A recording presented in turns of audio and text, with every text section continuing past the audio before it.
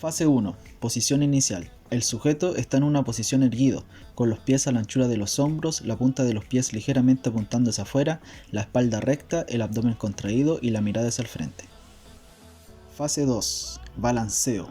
El sujeto flexiona la cadera y ligeramente las rodillas para realizar un movimiento de anteversión de cadera, llevando el peso hacia la parte posterior, siempre manteniendo la espalda recta y realizando un movimiento de péndulo con el peso. Fase 3. Extensión. Se realiza una extensión del torso siempre desde el eje de la cadera y manteniendo la espalda recta. Se extienden las rodillas, se contraen los glúteos realizando un movimiento de retroversión de cadera y el peso se eleva a la altura de los hombros acompañando el movimiento. Principales articulaciones del swing. En el cuerpo humano podemos encontrar distintos tipos de articulaciones. Tenemos a la sinartrosis que no se mueven, la anfiartrosis que se mueven pero poco y la diartrosis que sí realizan movimientos en los diferentes planos anatómicos. En este caso, la principal articulación que interviene en el movimiento es la articulación de la cadera, o sea, la coxofemoral. La articulación de la cadera es un tipo de diartrosis, ya que presenta movimiento en varios planos. Al ser una diartrosis y más específicamente una articulación de tipo anartrosis, la cadera es capaz de realizar movimientos en 3 planos de anatomía, es decir, interviene en las siguientes movilizaciones. Plano sagital, donde se realiza flexión y extensión. Plano coronal, donde se realiza abducción y aducción. Y plano transversal, donde se realiza rotación interna y externa. En este caso, al estar en un plano sagital, como se puede apreciar en la fase 2, se realiza una flexión de cadera y en la fase 3 una extensión de cadera, que son los principales movimientos del ejercicio swing que intervienen esta articulación.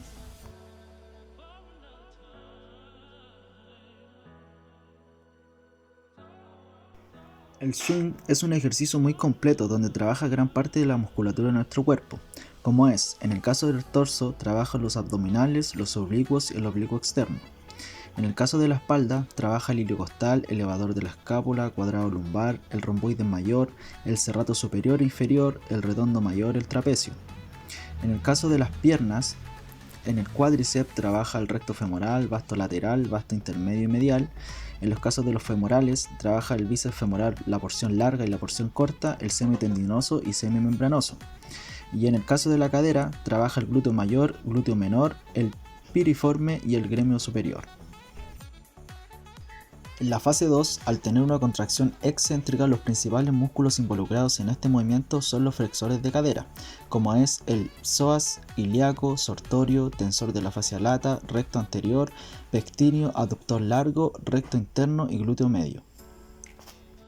En la fase 3, al tener una contracción concéntrica, los principales músculos involucrados en este movimiento son los extensores de cadera, como es el glúteo mayor, glúteo medio, glúteo menor, bíceps femoral, semitendinoso, semimembranoso y aductor mayor.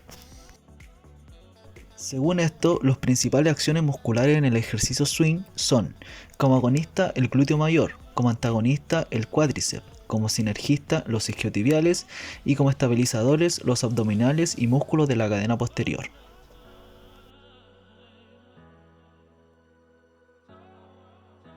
Como se puede apreciar en la imagen, la línea amarilla representa el brazo de palanca, que es la línea que va desde el eje de rotación, que en este caso es la articulación de la cadera, hacia el punto de aplicación de la fuerza. Y la línea verde representa el brazo momento, que es la línea que va desde el eje de rotación hacia la línea de acción de la fuerza. El torque se expresa en unidades de fuerza y distancia y se mide en newton-metros. Por lo tanto, el torque es igual a la fuerza medida en newton por brazo de momento, que sería la distancia del eje de rotación a la línea de acción de la fuerza medida en metros.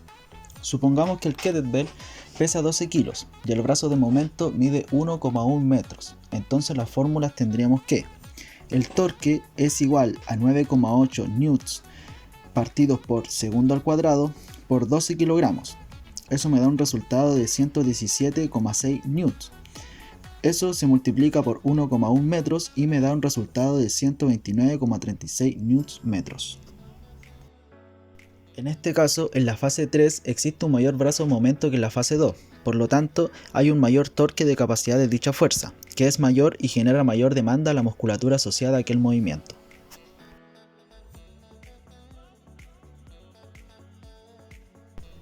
Movimiento circular uniforme. Este movimiento describe a un cuerpo con una rapidez constante y una trayectoria circular. En este caso los enfocamos en el peso respecto a la articulación. En la primera fase el cronómetro se encuentra en cero. Aún no comienza el movimiento ni tampoco la trayectoria respecto a la pesa. El sujeto se encuentra en una posición recta teniendo un ángulo de 162,2 grados respecto a la articulación de la cadera. Pasando a la segunda fase, el sujeto realiza la máxima flexión de cadera marcando una trayectoria con el peso y obteniendo un ángulo de menos 68,7 grados en un tiempo de 1,40 segundos. Ya en la última fase, realizando la máxima extensión de cadera, se obtuvo un ángulo de 170 grados y el peso recorrió una trayectoria curva en un tiempo de 2,28 segundos.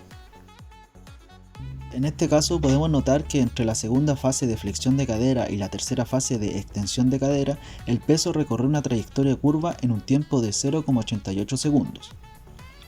En relación a los ángulos, podemos notar respecto al ángulo tomado de la articulación de la cadera que en la primera fase, al estar en una posición erguida, se obtuvo un ángulo de 162,2 grados. Luego, al realizar el movimiento y extender la cadera, se obtuvo un ángulo de 170,0 grados. Por lo tanto, este superó en 7,8 grados respecto a la fase 1.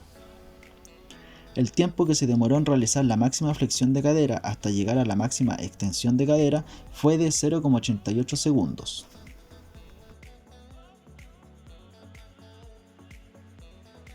En primera instancia encontramos la fuerza de gravedad, que es la fuerza con que la Tierra atrae a los cuerpos y depende de la masa de estos. En este caso, el kettlebell, al tener un peso, es atraída por la fuerza de gravedad. La fuerza normal es la fuerza ejercida por el suelo de forma perpendicular sobre un cuerpo apoyado en él. En este caso, encontramos que los pies están en forma perpendicular al suelo, por lo tanto se ejerce una fuerza reactiva, ya que para cada acción siempre hay una reacción igual u opuesta.